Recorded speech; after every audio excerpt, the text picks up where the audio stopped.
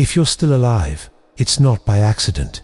There are 7 things God left unfinished for you, and that's why you still have air in your lungs. Because the world looks at you and thinks, your time is over. But God looks at you and says, you still haven't done what I assigned you. And listen to this, the 6th one is the one most people ignore, and later regret in silence. Stay with me, because when you understand the first one, you'll know why your life didn't end. Imagine for a second that your life is a book, and you're in the last pages, not the sad ending, the important ending, the part where every line weighs more, the part where what you do today counts 10 times more. And yet, a lie slips in slowly, like smoke. I already did what I had to do. It's not my turn anymore. Let others handle it now. That lie sounds peaceful, but inside it turns the lights off. Because you're not here just to endure. You're not here to watch days pass like leaves falling. You're here because God doesn't get timing wrong. If God kept you breathing, it's because there's still something for you to complete. And today you're going to hear 7 things God left unfinished for you, unfinished things that, deep down, God is calling you to fulfill. Not to crush you, to wake you up, to give you your purpose back, to put fire back inside you. I'm asking you something from the start. Don't listen to this like it's for someone else. Listen like God is talking to you privately. Because sometimes God doesn't shout, sometimes God whispers, and people lose their mission because they weren't paying attention. And before we get into the first one, do something simple. If at any moment a line hits you straight in the chest, don't push it away, stay. And if you feel led, write 1 sentence in the comments. I'm still alive, nothing else. For many people, that sentence is the beginning of getting back up. Now here we go. The first unfinished thing is more powerful than it sounds. Pass on your fire, not just your things. Some people spend their whole lives collecting, to leave something behind. A house, land, money saved up. An object, they say. This belonged to your grandfather, and that's fine. But there's something you can leave that doesn't fit in a box. Something that doesn't break. Something time can't steal. Your faith, your story, your fire. Because when you're gone, what your hands built can be sold. What you bought can be lost. But what your soul lit up inside others keeps walking through the world like a light. And here's the hard part. Many older people with hearts full of experience stay silent. They don't tell what they lived through. They don't talk about how they survived. They don't mention the nights they fell and got back up. They don't share how God held them up when there was no strength left. Meanwhile, the younger ones grow up thinking nobody understands them. Let me paint you a scene you might recognize. A table, an ordinary afternoon, a quick conversation, a grandkid staring at a phone, a tired daughter, a son with that I've got it face, but inside, a soul full of pressure.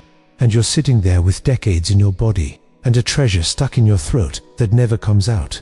Not because you don't want to share, but because sometimes you think, what's the point? They won't listen to me anymore. But they do listen. They just don't always tell you. There's a look that can't be explained. A silence that's asking for guidance. A hug that comes too late because the person didn't know how to ask you for help. And that's where this first unfinished thing becomes urgent. You're not here just to be here. You're here to transfer. And transferring isn't scolding. It isn't long speeches. It's living truth. Tell them what nobody tells them. I was scared too.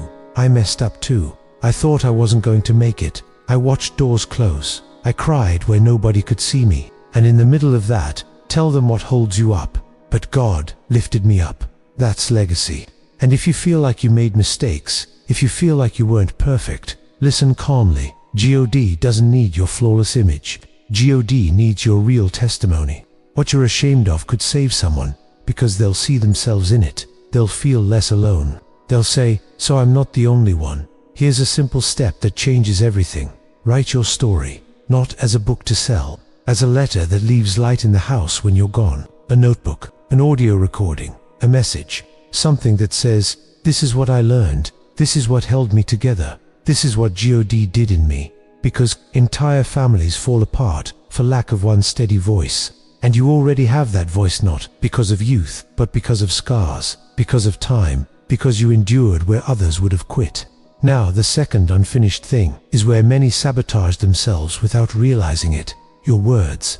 The second unfinished thing is this. Speak life, even when your body is tired. There's something that doesn't wrinkle with age, the weight of your voice. Older people often don't realize the impact they can have with one sentence. Just one. You can lift someone up in 10 seconds, or crush them in 10 seconds. And the most dangerous part is this: fatigue makes words heavy, pain makes words sharp, disappointment makes words cold. And without meaning to, people start speaking like they're sealing a destiny. Nothing ever changes. This family is beyond saving. Young people are useless these days. I can't do anything anymore. It's all over. I'm telling you, with respect, those sentences don't just describe, they program. And the enemy loves it when a person with authority starts declaring defeat. Because yes, you have authority, even if you don't feel it. Authority isn't shouting.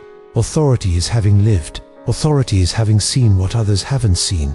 Authority is being proof that time passes, and yet you're still standing. So when you speak, the home listens, the atmosphere shifts, someone calms down, or someone falls into despair. And maybe you tell me, but I don't have energy anymore. You don't need energy to bless, you need decision.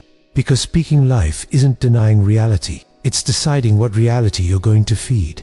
If your body hurts, you can say, I'm hurting, but God is holding me. If you see problems, you can say, this is hard, but it's not over. If you see a child far away, you can say, there's still a road back. If you see a tense marriage, you can say, love can still be reborn here. An older person who speaks life becomes a shelter, a lighthouse, a roof. And here's the secret. In this season, your words are worth more than your strength. Maybe you can't run anymore, but you can encourage. Maybe you can't carry anymore, but you can affirm. Maybe you can't be everywhere, but you can straighten the path with one sentence. If you want to start fulfilling this unfinished thing today, keep it simple. Before you sleep, say 3 life-giving lines. Not weird, not complicated. God is still with me. This home isn't finished. The best may still be ahead. Say it even if you don't. Feel it, not like theater, like planting seeds. Because tomorrow, when fear shows up, something will already be planted inside you. Now the third unfinished thing. This one breaks a lie people repeat in a whisper, that you, Dan T, need to serve anymore. The third unfinished thing is, keep serving, even when the world tells you to sit down. There's a word the world loves, retirement, like life is a factory, like your value is only producing, and then shutting the machine down. But God's calling doesn't work like that. God doesn't keep you here to turn you into a spectator. God matures you to turn you into a guide. There's a huge difference between resting and surrendering. Resting is recharging so you can keep going. Surrendering is dropping what God gave you out of fear, fatigue, or that feeling of not anymore. And here's the point. Serving doesn't always mean being up front. Serving can mean being close, listening, having one conversation that keeps someone from falling, making a visit, making a call, teaching someone what you learned the hard way, because you already have something younger people don't have: perspective. Young people sometimes think everything is decided today, that today's mistake is the end, that one failure is a life sentence. But you know something different. A year can change, a wound can close, a person can come back. God can lift someone up even when nobody expects it anymore. That kind of service holds generations together. And if you ask, where do I serve? I'll make it simple. Look for someone who's alone. Today, there are people surrounded, but empty. People with noise, but no real embrace. People who don't know who to talk to when their soul cracks. And that's where you step in, not with speeches, with presence, with the way you look at people, with the calm time gives you, with the way you can say, I understand, but don't let go. That's service. And I'm telling you directly, don't let your last season become only screens and complaints. Not because that makes you a bad person, but because it puts your fire out, and you weren't born to fade out. And here's something critical. If you stop serving, your heart hardens without you noticing. And when your heart hardens, the fourth unfinished thing shows up, the one that decides whether you'll have peace or bitterness. The fourth unfinished thing is forgive for real, so you can arrive light. If you've lived long enough, you've been betrayed. Someone who swore they'd stay failed you. A family member failed you. A friend failed you. Someone you trusted failed you. Someone you never expected failed you. And those wounds, if they aren't treated, turn into invisible weight that changes your character. You don't notice at first. You just become more serious, drier, more distrustful, more cutting. Then you become hard. And a hard heart can keep functioning. but it doesn't enjoy life anymore. It doesn't open, it doesn't rest. And that's where God looks at you with love and says, let it go. Not because what they did was okay, not because they deserve it, but because you weren't born to live in chains. The saddest part of aging isn't losing strength, it's accumulating wounds that never close. Some people reach the end with a tired body.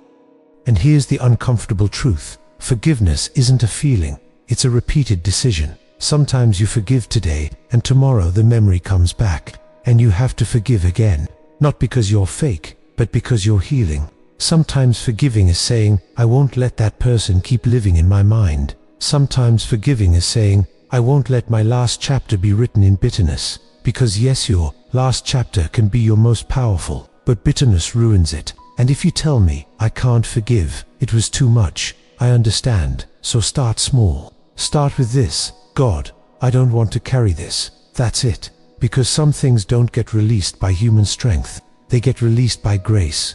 And when an older person truly forgives, you can see it. The eyes soften, the shine returns, rest comes back. That laugh you thought was gone comes back. Forgiveness doesn't change the past. It changes who you are today. Now, the fifth unfinished thing, quiet, intimate. And that's why it's dangerous, is this: stay hungry, even when routine tries to dry you out. No more searching, no more wonder, no more hunger, just routine. And routine without hunger becomes empty. Not because God left, but because the heart fell asleep. Because the fire of the soul doesn't depend on youth, it depends on closeness. How long since you talked to God without rushing? How long since you sought God, not out of need, but out of love? In this season, there's a temptation to say, I already know, I already read that, I already heard it, I already lived it. But when you believe, you already know, you stop receiving, and God keeps speaking, but the heart stops paying attention. Here's a simple image: a lamp. A lamp can sit in a house for years, but if nobody pours oil into it, it goes out. Your soul is the same. The key to fulfilling this unfinished thing is going back to simple. 5 minutes with no noise, one real line of gratitude, one honest conversation with God. God, here I am. I got tired, I got hurt, I got distracted, but I don't want to end up dry. That's hunger, not perfection hunger.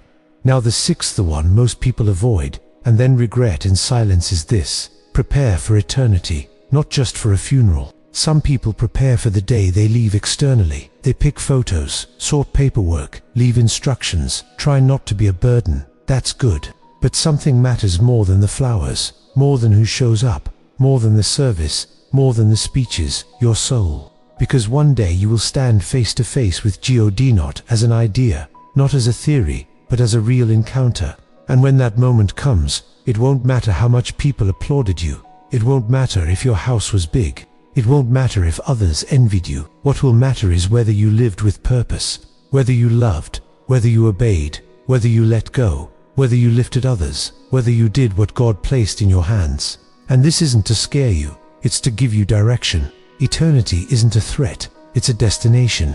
And a destination, when you truly look at it, changes how you walk today. It helps you choose your battles better, forgive faster, love deeper, stop wasting time on things that don't feed you, speak with more truth. And here's what many ignore: time speeds up in this season. A month flies, a year disappears. And if you're not careful, the last pages can get swallowed by distraction, resentment, screens, complaints. But God didn't keep you here to distract you. God kept you here so you can finish strong. So this unfinished thing brings a question you must ask yourself. No drama, no fear, just honesty. If today were your last day, what would hurt you to not have done? Not bought, done, said, fixed, forgiven, blessed. And when you ask that question, the unfinished things become a clear list. I need to call my son. I need to apologize. Some homes collapse for lack of blessing, not lack of money, but lack of life-giving words, lack of someone who says, this family won't break. There is still a future here. God hasn't let us go. That can be you, even if nobody applauds you, even if they don't notice, even if they don't thank you today. Heaven sees it, and your home feels it. Now go back to the beginning. If you're still alive, it's not by accident. You're not here by mistake. You're not here just because you held on. You're here because there are 7 unfinished things. God left with your name on them. Pass on your fire, speak life, keep serving, forgive for real, stay hungry for God, live with eternity in mind, bless the next generation. And here's a truth that breaks chains. You're not late. You're on time. As long as you're breathing, there's purpose.